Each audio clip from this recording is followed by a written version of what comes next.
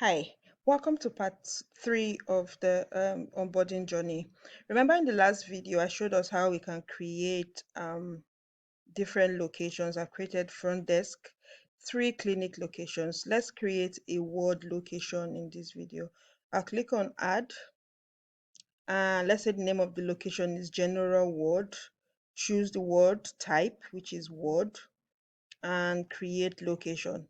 So some locations have sub-locations. For instance, when you go to a physical ward, you find that that ward has beds. Sometimes there's private wards that has just one bed. There's wards that, have double beds. And there's wards that have, a general ward that has, more than one bed. So I'll be adding some bed spaces to this ward called general ward. To do that, I'll click on the word that I'm interested in, click on edit and add sub locations. So I'll say choose the sub location type. If I click on this drop down here, I can either create units or bed. So I'll create beds. I'll say, let's say the name of the sub location is bed 1. I'll click on add.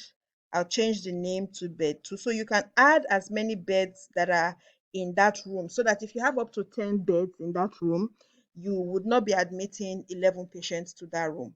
When you have 10 beds in that room, you know that, okay, when all of the beds are filled up, all the beds are filled up. So this is bed 2. Let's add a third bed, which is bed 3, and I'll add. You can also add a unit. So let me add a unit.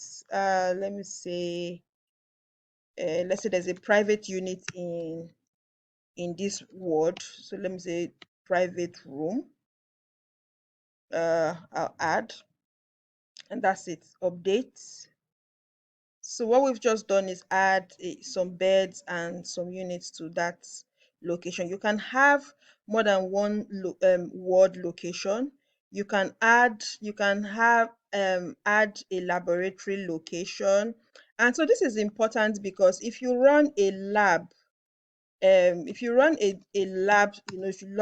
lab services in your hospital, you might want to create a location for that. If you have a pharmacy dispensary, let's say outpatient dispensary, outpatient dispensary, you need to create that type of pharmacy location, outpatient dispensary. What if we have an inventory? Let's say we have a store where we sell consumables and non-medical stuff. Let's say a general store.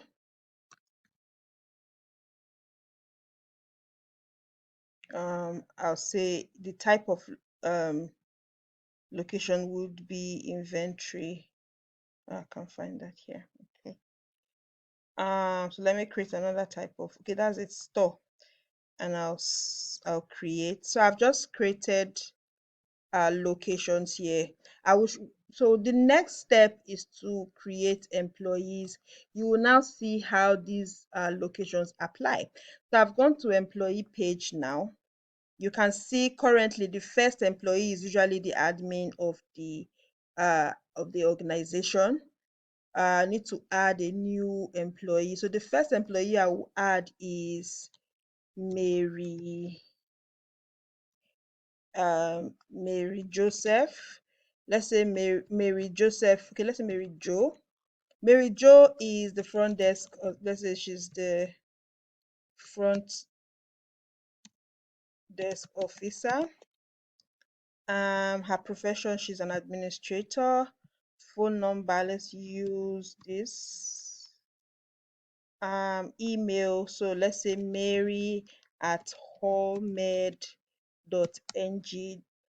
So you might be using her official email or her personal email, whatever applies, as long as that email is a live email. So if you use a live email, and is much better. So it's advisable to use a live email. If you don't have official emails at your hospital, please use a live, her personal email or their personal email. What department? So she's in operations. The unit is optional. Let's say med record. medrec is the unit, and the password I'll use test. The reason why I'm showing this password, so that in case you might want to test this out, I'll click on create new. I've just created a new staff. Let me create a nurse.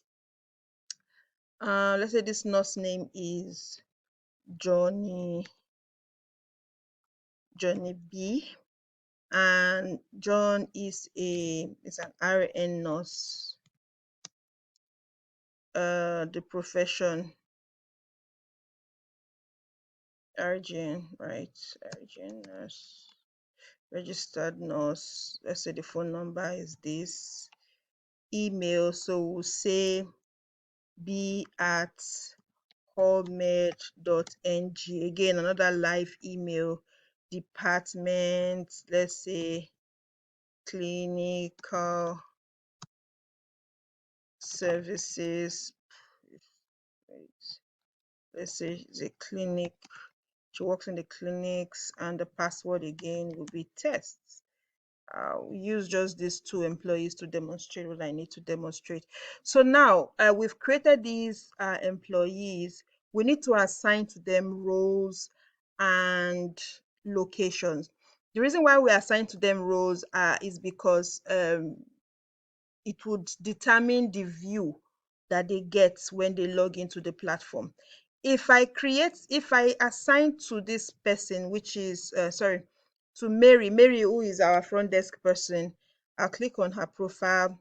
I'll go to set employee roles, and I would, let's say, first of all, you need to understand that communication applies to every person. So for every account that you create, please assign to them communication, or it's automatically assigned because everybody needs to chat and communicate. Mary will be assigned to client module. Why? Because client module is what mostly is suitable for the role of a front desk person. She can manage appointments, she can manage patient records. And I understand that sometimes in the front desk they bill patients. If you don't bill patients in your front desk, please uncheck this so that she's not able to bill anybody. But if she has to bill as a front desk person, she should be able to perform all of these, and these are the roles you can assign to Mary to, on the Healthstack platform. Every other uh, module here or role does not matter. One other role that matters to Mary as a front desk person, if she has to process payments as well, you need to go to finance and assign to her payments, because she might need to process payments in the front desk. If your front desk person does not process payments, please do not assign the payment module to Mary. You can see how I did not assign the whole module to her. Rather, I only assigned a particular page to her. I'll confirm role, and we have set a role for Mary. Let's set access to location. So setting access to location is simply saying that what locations does Mary have access to. If we assign Mary to front desk, she actually has, because she works in the front desk. Another place we can assign Mary to is the finance module, or to the payment. We have not created a location for that yet. So let's say Mary is assigned to front desk location. If we assign Mary to clinic, what we're saying is we want Mary to see the records of our medical patients. And we know that some certain level of restrictions need to be implemented, or to needs to be in place. So it depends on, whatever roles that your staff, does in your hospital. Please, you know, assign whatever module that applies to the role that your staff undertakes in your hospital. For Mary, let's say Mary is assigned to front desk only. So I'll click on update, and yes, we have assigned Mary to a role. Let's assign Johnny B, the registered nurse, to a role as well. So Johnny B is a nurse already assigned to communication. Let's assign her to all the clinics that we run. So Johnny B can access all the access medical clinic module. Johnny B can also access ward, because Johnny B works in the ward sometimes. Johnny B can attend to clients, because that's what nurses do, they attend to patients. Johnny B, if your nurses bill patients, please assign bill clients to your patients, to your nurses. If your nurses does not bill patients, do not assign bill clients to the person. So again, like I said, you only assign to your nurses, to your staff, whatever roles that they undertake in your hospital.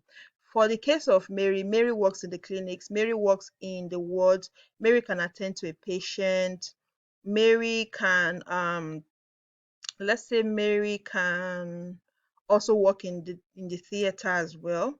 What Mary cannot do is delete documents. So delete documents, I would advise that you assign this only to an authority in the hospital. So somebody that is authorized to delete documents for all other users.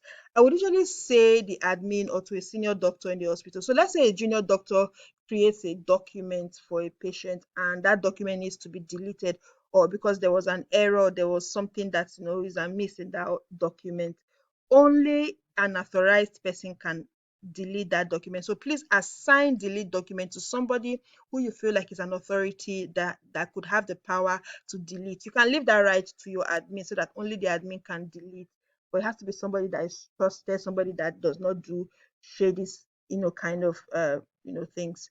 I'll confirm role for our nurse, and I'll give access to locations. So let's say this nurse can access clinic locations. This nurse can also access ward locations.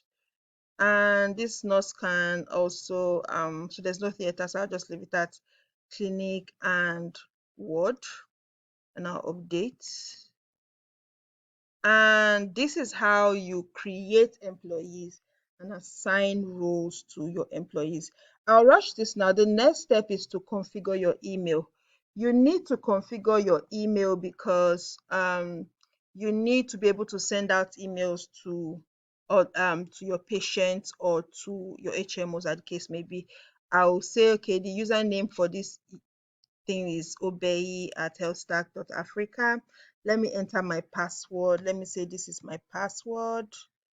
Um, and the server is mail.healthstack.africa. The SMTP is this. Always set include security to true if you have security to that email. Demo data. Take note, this is demo data, and I'll configure email. Note that it is very important you enter the right username, password, server, and the SMPT, and then you know tell that is true or false for security. It is very important that you enter the right information if you want to be able to use this email service. You can delete this, you can add more than one email service, you can add an email service for front desk, you can add an email service for clinic, so that doctors alone use a certain email to send out messages on the platform, and front desk uses a certain email client to send out email to users.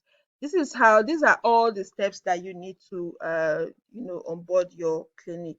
After you have done all of these, your users can log in and they can start using the platform. Let me just say this, let me just reiterate again. Remember, I showed you how you can set up your profile, showed you how you can update your organization details, how you set locations, create employees and assign roles and locations to them, and then set up your email configuration for communication. This is how you complete your onboarding journey. Before I end this video, I would show you, I would log into one of those employee logins that we just created. Remember, we created a profile for a front desk person called I think Mary. I can't remember. Let me see. Mary. No. Okay, let me say B. I saved this one here. So B, I'll log into B. Remember B, the nurse. So this is what B would see. You can see that all the modules that you assigned to B are what you can see when B logs in to their account on the platform. B can also chat. B can chat, can send out emails from here or the front that you can send emails by clicking this send email, and click on send. You can view all your notifications. Let's say you have notifications from the clinic, from a doctor, from front desk. All the emails that will be sent out from this account you would see here. And then B can chat with the colleagues. B can create a channel, so all the front desk staff, all the medical record staff can be in a unique, in a channel where they can communicate things,